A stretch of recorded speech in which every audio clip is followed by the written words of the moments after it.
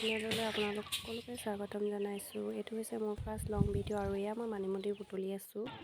আৰু এইফালে বজাৰলৈ ওলাই আহিলোঁ মানিমুনি বুটলি লৈ ল'লোঁ, দাদাক ল'বলৈ দিলোঁ।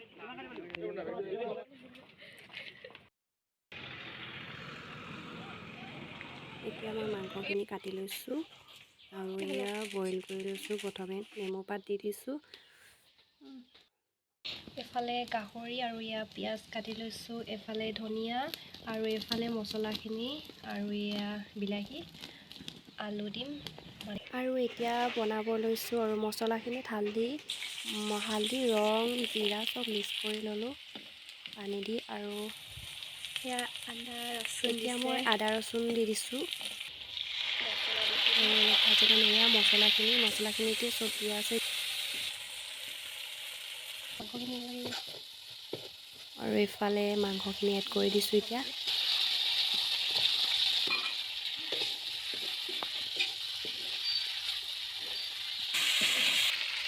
নিমখ দি আৰু এইফালে মাংস হৈ গৈছে ফাইনেলি। আৰু তাৰপাছত এতিয়া ওলাই আহিলোঁ ঢেকীয়া বুটলিবলৈ। আৰু এইফালে মই ঢেকীয়া বুটলি আছোঁ। আৰু এইফালে আজি ইমানেই ঢেকীয়া পালোঁ আৰু এইফালে ঢেকীয়াখিনি কুটি লৈছোঁ। পাই ঢেকীয়া ভাজিছে, আলু চানা।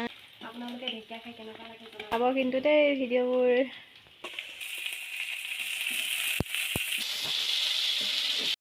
মানিমুনি পাতত দি নিদিয়া, মানিমুনি বেছি নাপালোঁ। খানা ৰেডি হৈয়ে গ'ল বাৰু। আৰু এতিয়া খাব লৈছোঁ।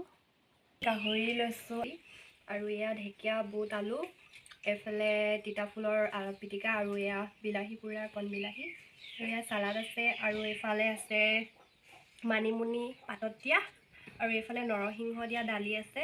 আৰু এতিয়া মই খাই আছোঁ। ভিডিঅ'টো কেনেকুৱা লাগিলে আপোনালোকে জনাব। যদি ভাল লাগে আপোনালোকে লাইক, ছাবস্ক্ৰাইব আৰু শ্বেয়াৰ কৰি দিব। ধন্যবাদ।